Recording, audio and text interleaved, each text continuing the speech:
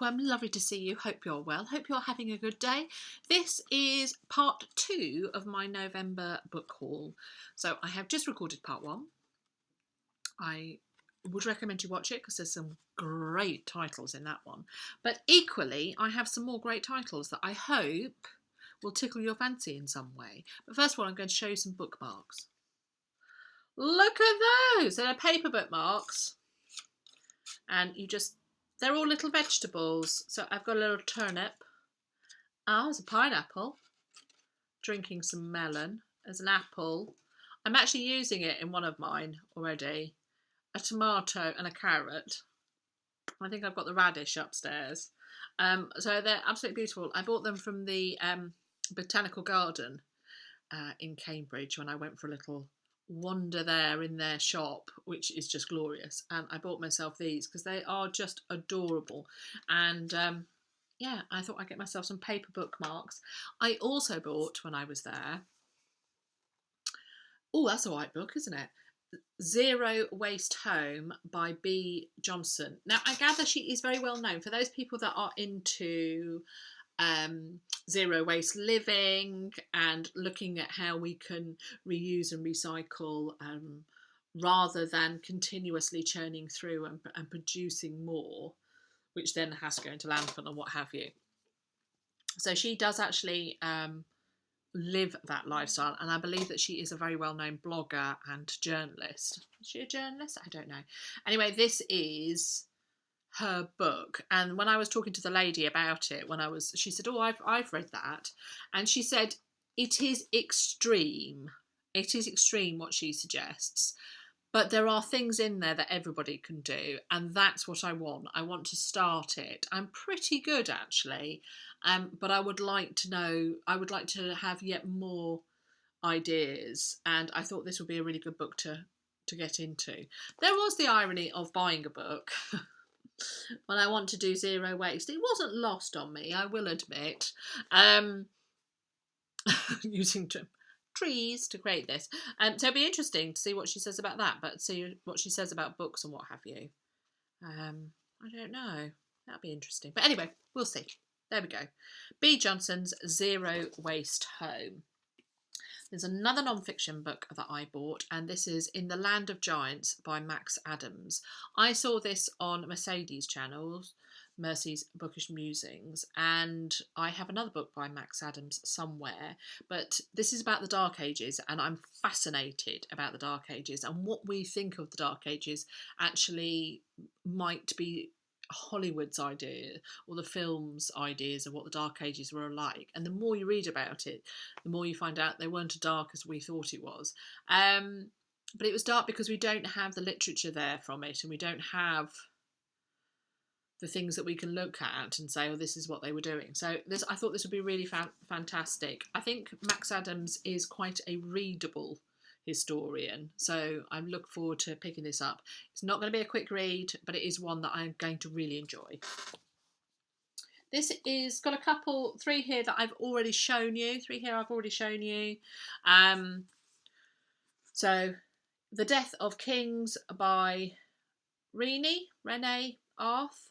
Now, when I showed this on my Vlogember series, somebody said, put this to the side and get his first, River of Darkness, because apparently it is in a series.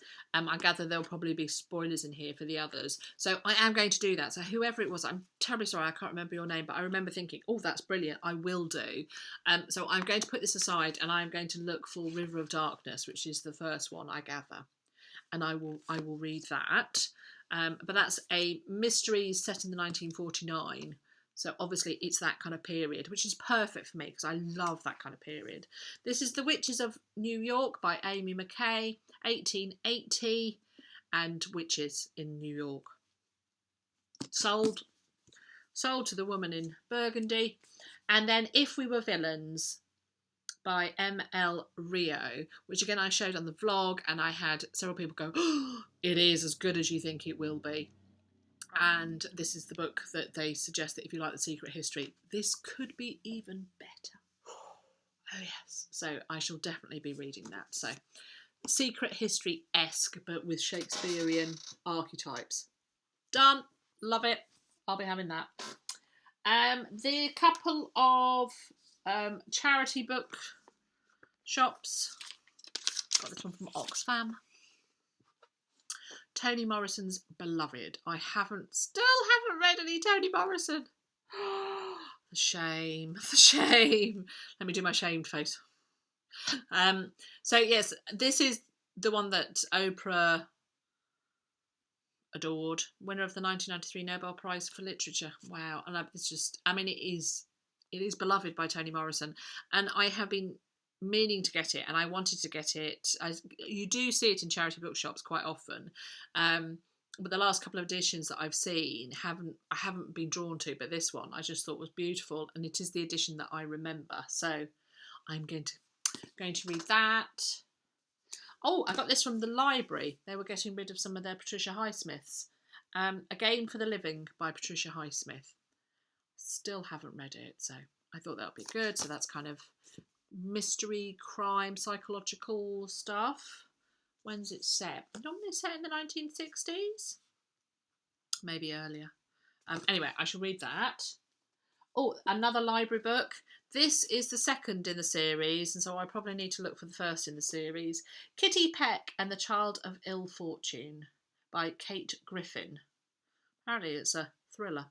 And I need to read, before this, Kitty Peck and the Music Hall Murders, because that is the first one. But it is set in, Victorian London. Historical mystery with breathtaking twists and turns. The decadent bohemian world of late 19th century Paris. Not London, Paris. And London. To a deadly secret at the heart of the British Empire. So it's Paris and London, and it's decadent and bohemian. So there we go. There's that one. And then last two, I saw this on, or I've seen this on several people's channels, but I think I saw it on Simon's channel of Savage Reach, and I think I saw him get the second one, but this is the first one, Strange Magic by Sid Moore, and the cover alone was enough for me. Absolutely love it. The Only Way is Witchcraft. It's an Essex witch museum mystery. There we go.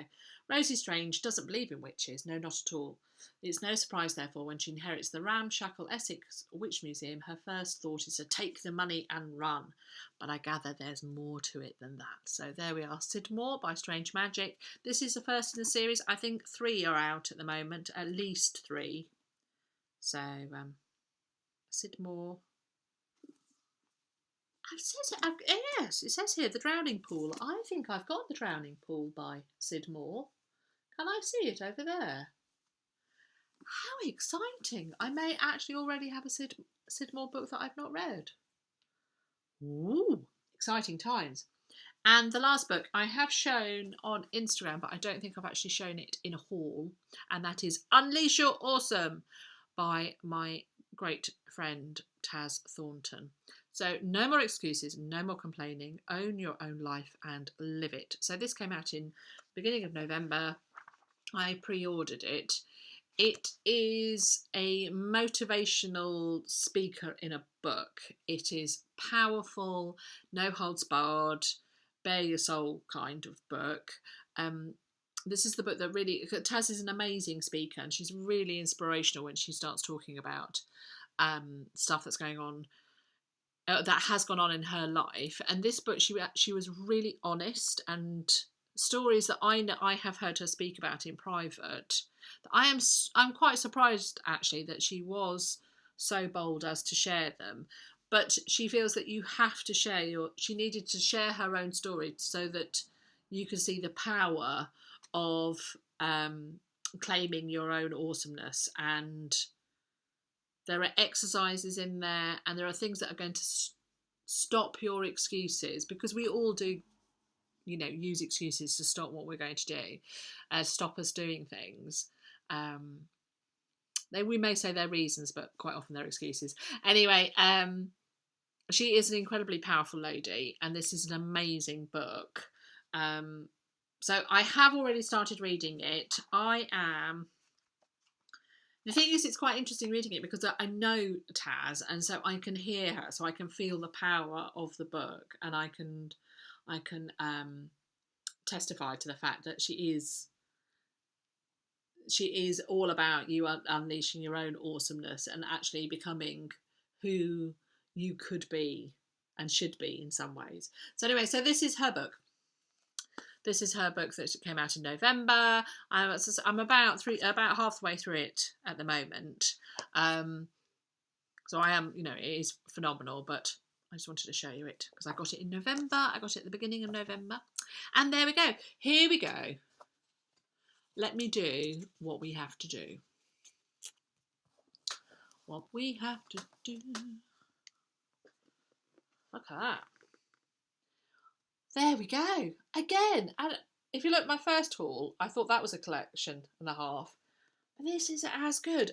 I've had a brilliant book month so far. And actually, I've got 2 more books on order, which I've got through Amazon Marketplace.